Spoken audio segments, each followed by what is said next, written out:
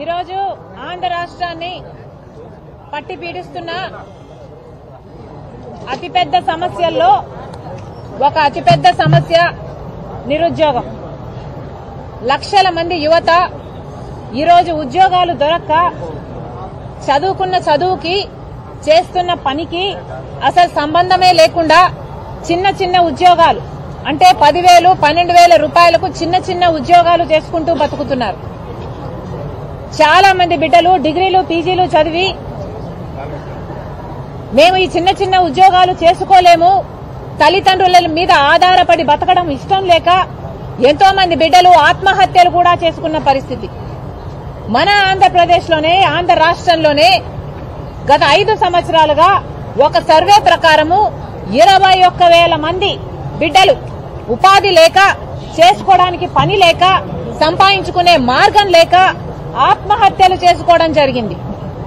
మరి మన బిడ్డ, మన యువత ఆత్మహత్యలు ఉపాధి లేక, పని లేక చేసుకుంటున్నారు అంటే ఆలోచన చేయాల్సిన విషయము, ఇది నిజంగానే ఆత్మహత్యలా లేకపోతే ప్రభుత్వం చేస్తున్న హత్యల? కనీసం సంవత్సరానికి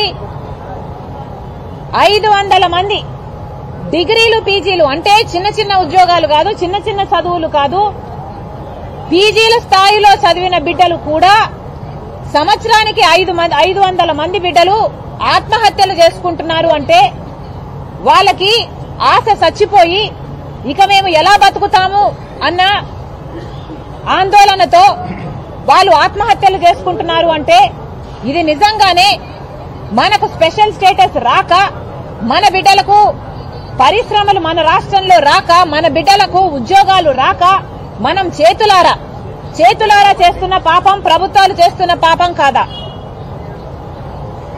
ఇది ఇలాగే కొనసాగితే ఆంధ్ర రాష్ట్రంలో బిడ్డలు మొత్తము ఉపాధి లేక, ఇక్కడ ఉపాధి దొరకక వలసపోయి మన రాష్ట్రం అసలు యువతే లేని రాష్ట్రంగా తయారవ్వదా? కేంద్ర రాష్ట్ర ప్రభుత్వాలు మనకున్న సమస్య గురించి, మన బిడ్డలకున్న సమస్యల గురించి ఏమైనా ఆలోచన చేస్తున్నారా? బీజేపీ ప్రభుత్వము, బీజేపీ కేంద్రంలో అధికారంలో ఉంది, సంవత్సరానికి 2 కోట్ల ఉద్యోగాలు ఇస్తామన్నారు. 10 సంవత్సరాలలో 20 కోట్ల ఉద్యోగాలు ఇవ్వాల్సి ఉండగా మన రాష్ట్రంలో కనీసం 1 కోటి మంది బిడ్డలకైనా ఉద్యోగాలు ఇచ్చారా? సరే 10 లక్షల మందికైనా ఇచ్చారా? లేదు 1,00,000 మందికైనా ఇచ్చారా? మన బిడ్డలకు అసలు ఉద్యోగాలే ఇవ్వని బీజేపీ ప్రభుత్వము మరి ఇంకా అధికారంలో ఉంది అంటే మనకు మోసం చేసినట్టు కాదా? ఆంధ్ర రాష్ట్ర బిడ్డలకు దగా చేసినట్టు కాదా? 5 సంవత్సరాలు చంద్రబాబు గారు ముఖ్యమంత్రిగా ఉన్నారు. ఎన్ని ఉద్యోగాలు ఇచ్చారు? చంద్రబాబు గారు అధికారంలోంచి దిగిపోయే టయానికి కూడా 1,41,43,000 ఉద్యోగాలు ఇంకా ఖాళీగానే ఉన్నాయి. భర్తీ చేయాల్సిన ప్రభుత్వ ఉద్యోగాలు కూడా చంద్రబాబు గారు 5 సంవత్సరాలు ముఖ్యమంత్రిగా ఉండి కూడా స్పెషల్ స్టేటస్ సాధించకపోగా, కొత్త పరిశ్రమలు సాధించకపోగా, అలా ఉద్యోగాలు కల్పించకపోగా ప్రభుత్వం తరపున విడుదల చేయాల్సిన ఉద్యోగాలు కూడా 1,43,000 ఉద్యోగాలను భర్తీ చేయకుండా పెండింగ్ లో పెట్టి చంద్రబాబు గారు అధికారంలో దిగిపోయారు. ఆ తర్వాత జగన్మోహన్ రెడ్డి గారు ముఖ్యమంత్రి అయ్యారు. జగనన్న గారు ముఖ్యమంత్రి అయినాక ఆ రోజు జగనన్న గారు చెప్పిన మాట, పాత ఉద్యోగాలు 1,43,000 ఉద్యోగాలు భర్తీ చేయాల్సి ఉంది. ఈ 5 సంవత్సరాలలో రిటైర్ అయిపోయిన వాళ్ళు, ఇంకా అవకాశం ఉన్న వాళ్ళు ఇంకొక 90,000 మంది ఉంటారు. అంటే మొత్తం 2,30,000 ఉద్యోగాలను మేము భర్తీ చేస్తాము అని అధికారంలోకి వచ్చాడు జగనన్న గారు. మరి అలా అధికారంలోకి ఈ రోజు 2,30,000 ఉద్యోగాలకు మీరు జాబ్ నోటిఫికేషన్స్ ఇవ్వాల్సి ఉండగా మీరు ఎన్ని జాబ్ నోటిఫికేషన్లు ఇచ్చారు? ఎంతమందికి ఉద్యోగాలు కల్పించారు? అసలు మెగా డిఎస్సి 23,000 ఉద్యోగాలు ఖాళీగా ఉంటే చంద్రబాబు గారు 7,000 ఉద్యోగాలే ఎందుకు భర్తీ చేస్తున్నారు? సిగ్గులేదా అని ఆ రోజు మీరు చంద్రబాబు గారిని అన్న మాటలు మీకు గుర్తులేవా? ఈ రోజు అదే 23,000 ఉద్యోగాలు మెగా డిఎస్సి మీరు ఇవ్వగలిగి ఆ 23,000 కాదు, అదనంగా కొత్తగా ఏర్పడిన ఖాళీలైతేనేమి, రిటైర్ అయిన వాళ్ళైతేనేమి అంతా కలిపి దాదాపు 30,000 ఉద్యోగాలు డిఎస్సి నోటిఫికేషన్లు మీరు ఇవ్వగలిగి, ఒక మెగా డిఎస్సి ఇవ్వగలిగి కూడా మీరు ఇవ్వకపోగా 6,000తో ఒక దగా డిఎస్సి ఇచ్చారు. మరి మీరు దగా ముఖ్యమంత్రి కారా? ఇందుకు నిరసనగా కాంగ్రెస్ పార్టీ ఆందోళన చేయాలనుకుంది, నిరసన తెలపాలనుకుంది. ఇది పాపమా? ఇది ప్రజాస్వామ్యం కాదా? మాకు నిరసన తెలియజేసే హక్కు లేదా? గత 10 రోజులుగా మేము యూత్ కాంగ్రెస్ అయితేనేమి, ఎన్ఎస్యుఐ అయితేనేమి వివిధ కార్యక్రమాలలో పాల్గొని నిరసన తెలియజేయాలనుకుంటే వాళ్ళని ఎక్కడికక్కడ హౌస్ అరెస్టులు చేశారు, వాళ్ళని ఎక్కడికక్కడ నియంత్రించారు. ఈ రోజు కాంగ్రెస్ పార్టీ మొత్తము కలిపి, కాంగ్రెస్ పార్టీ అధ్యక్షురాలతో సహా పెద్ద పెద్ద నాయకులందరూ కలిసి ఈ రోజు యువతకు అండగా నిలబడాలి అని మేము చలో సెక్రటేరియట్ అన్న కార్యక్రమం నిర్వహించాలనుకుంటే దానికి ఇన్ని ఆంక్షలు విధించడం ప్రభుత్వము విధిస్తుంది అంటే మరి ఇది ప్రజాస్వామ్యం అవునా కాదా? ఇక్కడ భారతదేశ రాజ్యాంగం అమలు అవుతుందా లేదా? లేకపోతే జగన్మోహన్ రెడ్డి గారు ఏదైనా ప్రత్యేకంగా ఒక రాజ్యాంగం రాశారా? జర్నలిస్టులు వాళ్ళకు వ్యతిరేకంగా రాయకూడదు, జర్నలిస్టులు వాళ్ళకు వ్యతిరేకంగా రాస్తే గొడ్డును బాదినట్టు బాదుతాము, చిలక బాదుతాము అని జగన్మోహన్ రెడ్డి గారి రాజ్యాంగం చెప్తుందా?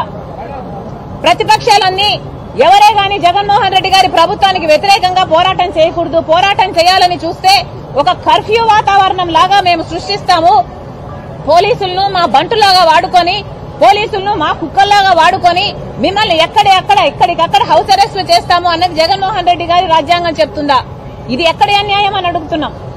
వేల మంది కాంగ్రెస్ పార్టీ నాయకులైతేనేమి, కార్యకర్తలైతేనేమి ఎక్కడికక్కడ హౌస్ అరెస్టులు చేయాల్సిన అవసరం ఏముంది? చలో సెక్రటేరియట్ అన్నది ప్రశాంతంగా హింస లేని మార్గం ఒకటి ఎంచుకొని ప్రశాంతంగా మేము నిరసన తెలియజేయాలనుకుంటే అది కూడా నియంత్రించడం ఎంత మటుకు సబబు? ప్రజాస్వామ్యంలో ప్రతిపక్షాలకు గాని జర్నలిస్టులకు గాని మాట్లాడే హక్కు లేదా? స్వేచ్ఛ అనేది, మాట్లాడే రైట్ టు స్పీచ్ అనే స్వేచ్ఛ ఆంధ్రప్రదేశ్ లో లేదా? ఇదేమన్నా భారతదేశమేనా లేకపోతే ఆఫ్ఘనిస్తానా? మీరేమైనా తాలిబాన్లా?